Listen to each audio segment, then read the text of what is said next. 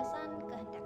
Apabila seorang bersumpah dalam keadaan terpaksa, maka sumpahnya tidaklah sah. Selanjutnya, pada materi yang akan saya jelaskan yang ketiga atau yang terakhir adalah rukun dari sumpah itu sendiri. Rukun sumpah adalah kalimat yang digunakan saat mengucapkan sumpah, yaitu kalimat billahi, wallahi, dan tallahi. Sekian yang dapat saya sampaikan materi terkait pengertian syarat dan rukun dari sumpah. Selanjutnya akan dijelaskan oleh rekan saya. Wassalamualaikum warahmatullahi wabarakatuh.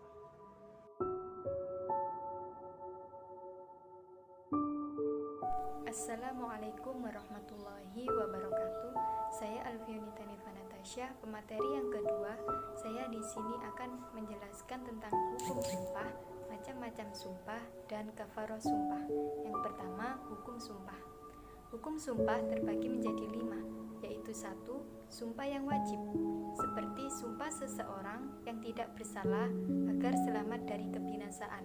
Yang kedua, sumpah yang sunnah, seperti sumpah ketika mendamaikan pihak yang bertikai.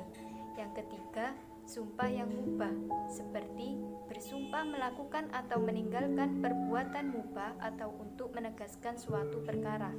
Yang keempat, sumpah yang makruh, seperti bersumpah melakukan hal yang makruh atau meninggalkan hal yang dianjurkan. Termasuk sumpah yang makruh adalah bersumpah dalam jual beli. Yang kelima, sumpah yang haram, seperti bersumpah secara dusta dengan sengaja, bersumpah untuk melakukan kemaksiatan, atau bersumpah untuk meninggalkan yang wajib. Yang kedua, macam-macam sumpah. Sumpah dibagi menjadi 3 bagian. Yang pertama, sumpah yang hanya sebatas mainan atau al-yamin al-laghu, sumpah yang tidak dimaksudkan sebagai sumpah. Sumpah jenis ini tidak sah. Jika melanggarnya, tidak ada kewajiban kafaroh dan pelakunya tidak berdosa. Yang kedua, sumpah yang sah atau al-yamin al-munakidah. Sumpah yang sah adalah sumpah yang dimaksudkan sebagai sumpah bagi orang yang bersumpah dan yang bersangkutan berniat untuk melaksanakan sumpahnya. Ini adalah sumpah yang disengaja dan diinginkan, bukan sumpah yang bersifat main-main.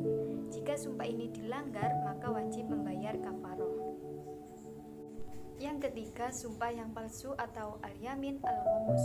Sumpah palsu yaitu sumpah secara dusta dengan sengaja untuk mengambil harta atau hak orang lain, atau untuk suatu dosa dan pengkhianatan. Sumpah palsu merupakan salah satu dosa besar. Sumpah palsu dinamakan dengan gomus karena ia membenamkan pelakunya di dalam dosa, kemudian nanti membenamkan pelakunya ke dalam neraka. Untuk materi yang ketiga, yaitu kafaroh sumpah. Seorang yang melanggar sumpah maka diwajibkan untuk memilih salah satu dari kafaroh sumpah sebagai berikut. Yang pertama, memberi makan 10 orang miskin dengan makanan yang biasa diberikan untuk keluarganya. Yang kedua, memberi pakaian kepada seluruh orang miskin dengan pakaian yang dapat menutup aurat ketika sholat. Yang ketiga, memerdekakan hamba sahaya yang muslim. Yang keempat, jika seorang tidak mampu melakukan salah satu dari ketiga hal di atas, maka kafarohnya dengan berpuasa 3 hari. Demikian materi yang dapat saya sampaikan. Kurang lebihnya mohon maaf. Wassalamualaikum warahmatullahi wabarakatuh.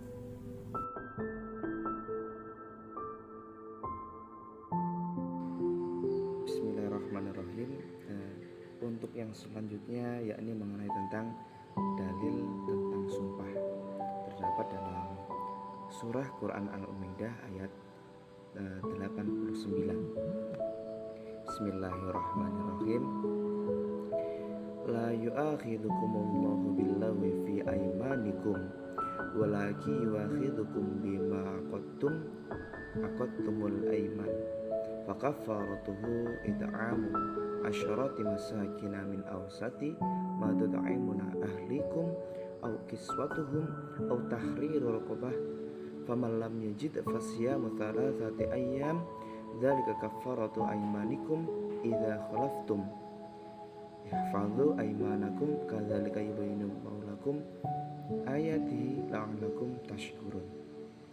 Yang artinya Allah tidak menghukum kamu disebabkan sumpah-sumpahmu yang tidak disengaja untuk bersumpah. Tetapi dia menghukum kamu disebabkan sumpah-sumpah yang kamu sengaja.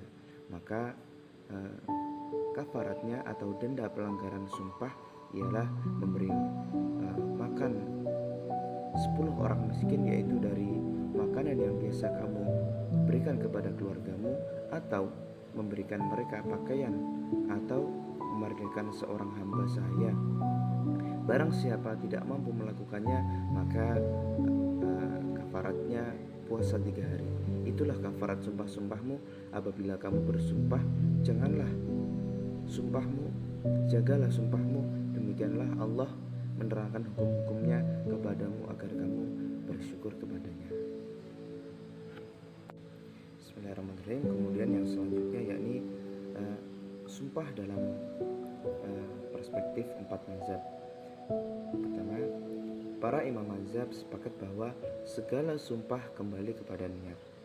Yang kedua, para imam mazhab sepakat bahwa sumpah itu sah dengan menyebutkan nama Allah Subhanahu wa ta'ala dan semua namanya yang terdapat dalam Asmaul Husna. Demikian juga menggunakan semua sifat Allah seperti demi keperkasaan Allah serta keagungannya. Namun Hanafi mengecualikan sumpah dengan lafaz ilmullah atau ilmunya Allah, karena menurutnya hal itu tidak dipandang sebagai sumpah. Yang ketiga, para imam mazhab berbeda pendapat tentang bersumpah palsu, yakni bersumpah dengan menukan nama Allah terhadap suatu perkara yang telah berlalu dengan sengaja berdusta. Kemudian Hanafi, Maliki, dan Hambali dalam suatu riwayatnya mengatakan tidak dikenai kafarah karena dosa bersumpah palsu itu lebih besar daripada pahala yang membayar kafarah. Syafi'i dalam riwayat lain dalam Hambali mengatakan harus membayar kafarah.